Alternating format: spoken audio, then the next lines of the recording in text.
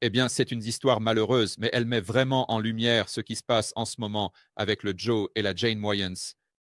Et au fait, c'est un parfait exemple des planificateurs centraux qui interviennent et font tout cela, ce qu'on appelle le stimulus aux États-Unis.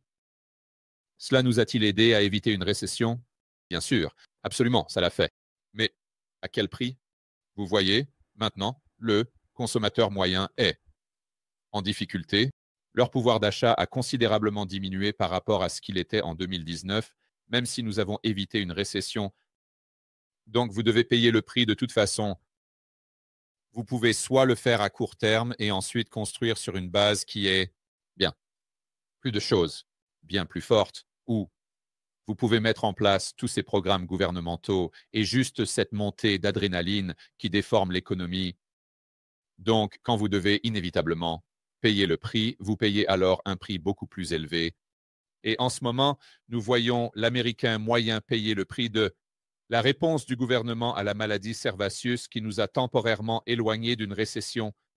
Je soutiendrais si vous n'aviez pas mis tout dans une cage et que vous aviez laissé les gens prendre leurs propres décisions et vous n'auriez pas fait l'échec de relance, que oui, nous aurions pu traverser une récession, mais aujourd'hui, nous serions bien, bien mieux lotis et sur des bases économiques beaucoup plus solides.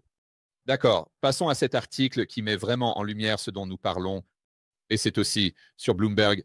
Donc, les Américains qui travaillent, vous savez, je me souviens d'avoir grandi, et peut-être que j'étais juste naïf parce que j'étais un enfant, mais quand je pensais aux banques alimentaires ou aux bons alimentaires, ou peu importe comment ils s'appellent maintenant, ça, pour moi, la première chose qui m'est venue à l'esprit ou l'impression que j'ai eue, c'était c'est juste pour les gens qui n'ont pas de travail parce qu'ils doivent joindre les deux bouts. Ils n'ont pas de travail. Donc, vous savez, ils ont besoin d'un peu d'aide temporaire. D'accord. Mais il semble que maintenant, les bons alimentaires et peut-être les banques alimentaires ne sont pas seulement pour les Américains qui n'ont pas de travail, mais qui sait, des gens qui gagnent 100 000 dollars par an pourraient utiliser ces choses en pourcentage significatif maintenant. C'est ce qui se passe. Il n'y a pas de repas gratuit, pas de repas gratuit ici. Vous pouvez vous asseoir là et dire que l'Amérique est exceptionnelle parce que nous avons évité une récession, mais cela peut être vrai. Mais ce n'est pas comme si cela avait été réalisé sans coût. Et malheureusement, les personnes qui vont toujours supporter le poids du coût, ce sont les pauvres et la classe moyenne, mais maintenant même la classe moyenne supérieure. J'ai lu l'autre jour que comme 40% des gens qui gagnent 100 000 dollars par an vivent de chèque à chèque, une fois par mois, Kirsten, Ishak visite une banque alimentaire en Virginie pour étirer le budget de sa famille. Le mari d'Ishak travaille dans un grand magasin. Elle travaille comme enseignante suppléante, tous les deux un petit boulot. Ils ont des revenus, mais avec les prix en hausse de 23% depuis 5 ans et continuent d'augmenter, augmentent beaucoup plus que cela, soit les revenus ne suffisent pas, soit leurs revenus ne s'étendent pas assez loin. Les banques alimentaires à travers le pays voient une histoire similaire, une vague de demandes de nourriture après la pandémie, alimentée par des travailleurs pris dans la pression du coût de la vie en Amérique. C'est la nouvelle ère de l'insécurité alimentaire. Vice-président recherche à Feeding America, org, Antifin USA, organisation, secours, fin. Ce n'est pas un problème de chômage. Eh bien voilà, juste là, les gars. Je n'ai pas lu cet article avant de passer en direct. Donc, ce que j'ai dit au début, je suppose que dans une certaine mesure, c'est vrai. En ce qui concerne mon hypothèse initiale, basée sur ce que c'était quand je grandissais, alors que les prix ont augmenté, la part des Américains déclarant qu'ils n'ont pas assez à manger a également augmenté. Ouais, je ne sais pas s'ils n'ont pas assez à manger. Je suis suspicieux à propos de ça. Des rapports, ou ces études, disons. Mais je sais que beaucoup d'entre elles demandent juste aux enfants, par exemple. Vous savez qu'ils disent que 40% des enfants à l'école rentrent chez eux affamés. C'est complètement faux à cause de la façon dont ils posent la question. Je me souviens que Thomas Sowell a fait une analyse approfondie là-dessus, où ils ont juste demandé à l'enfant Est-ce que tu es déjà allé te coucher en ayant faim? Et l'enfant répond bien sûr. Et il suppose que c'est parce que le ménage n'a pas de nourriture, au lieu de penser que l'enfant est juste allé se coucher affamé parce qu'il n'a pas assez mangé au dîner. Mais je comprends tout à fait comment. Je ne sais pas ça. Ils n'ont pas assez à manger, mais leur budget est serré à tel point qu'ils doivent en arriver à ces extrêmes. Cela, dans les décennies passées, était presque réservé aux personnes sans abri ou au chômage. Ils disent, malgré une croissance économique robuste et un taux de chômage historiquement bas, ces chiffres sont restés élevés depuis 2024. Encore une fois, c'est comme la question des stimulus. Ils ne s'assoient jamais, jamais, jamais, jamais, jamais, là, et ne demandent, je veux dire, l'économie est en plein essor, mais de plus en plus d'Américains doivent recourir aux banques alimentaires. Ça n'a vraiment pas de sens. C'est pas, l'économie n'est pas en plein essor. Non, non, non. Il n'y a aucune chance que ce soit possible. Ça doit être autre chose. Et puis, il lève juste le drapeau blanc. Eh bien, je suppose qu'on ne va jamais le comprendre. C'est un mystère. Peut-être que les Américains se plaignent juste. Ils deviennent juste gros et paresseux, et ils se plaignent simplement de devoir étirer leur budget alors qu'ils ne réalisent même pas qu'ils sont riches. C'est comme ce dont Krugman parle toujours, tous ces experts sur CNBC. L'augmentation de la faim, encore une fois, je ne sais pas si c'est l'augmentation de la faim, mais plutôt la réduction des budgets qui met en évidence ce qui se passe en jeu dans ce choix tranchant, les responsables de la Réserve fédérale. C'est parti. Ça revient à ce que je disais plus tôt. Oh, eh bien, tout tourne autour de la Fed, évidemment. Je veux dire, s'ils pouvaient juste baisser les taux d'intérêt de 1%, alors les banques alimentaires disparaîtraient. Problème résolu, panacée, solution miracle.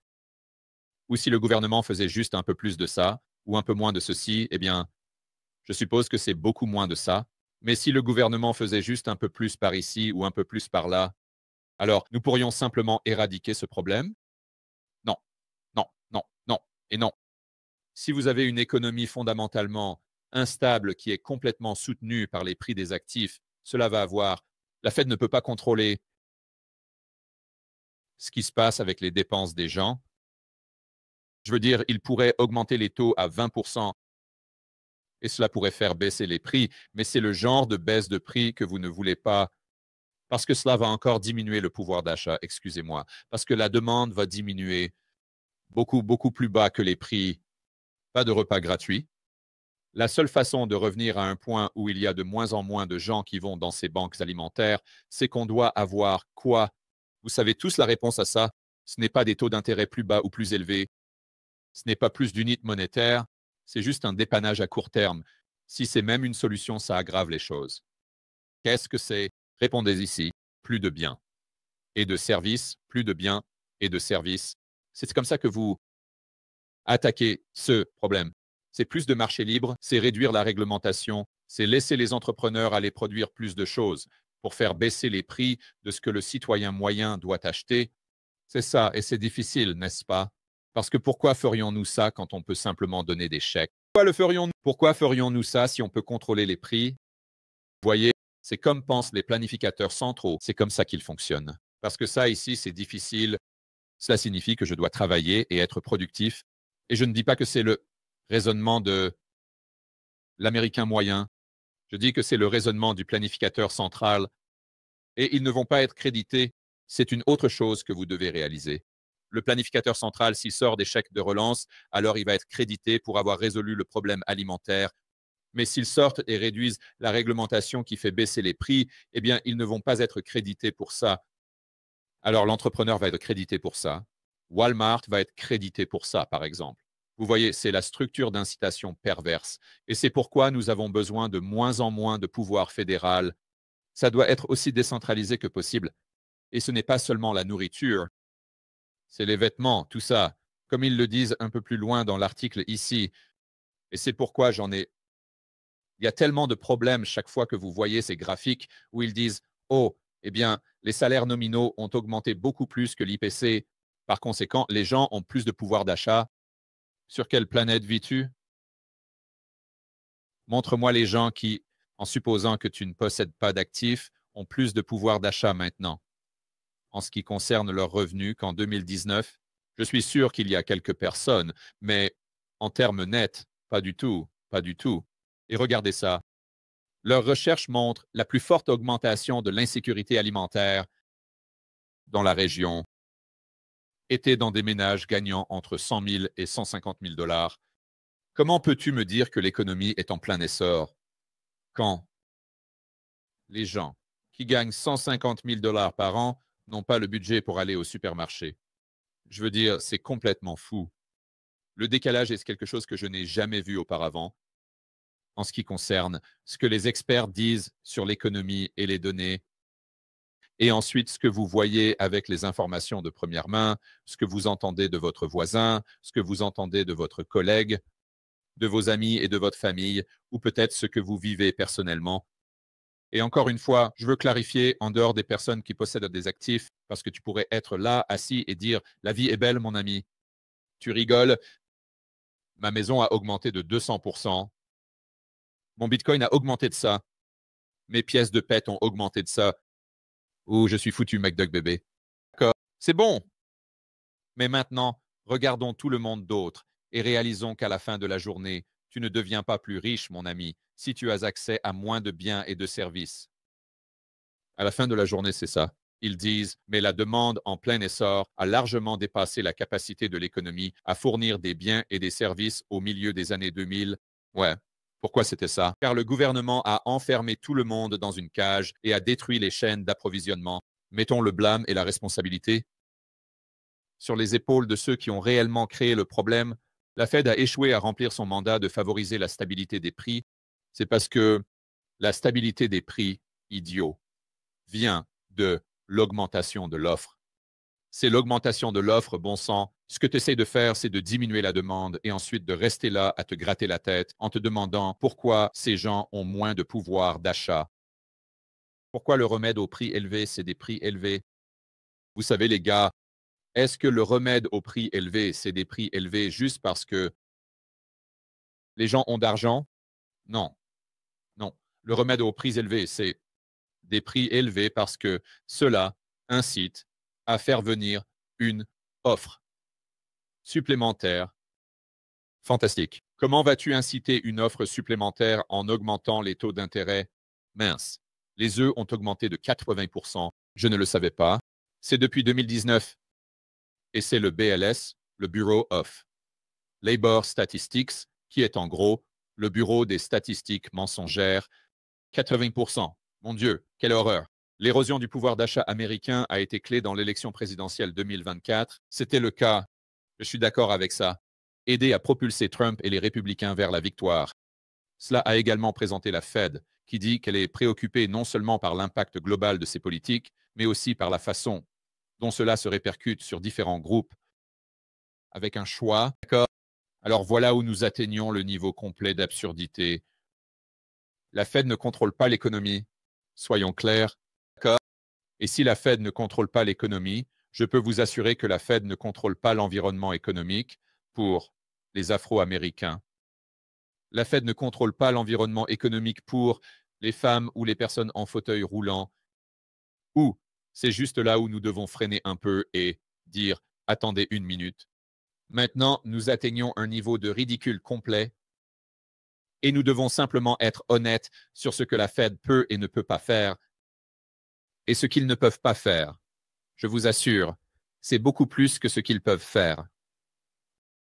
Salut les gars, je voudrais personnellement inviter chacun d'entre vous à assister au Rebelle Capitaliste Live de cette année.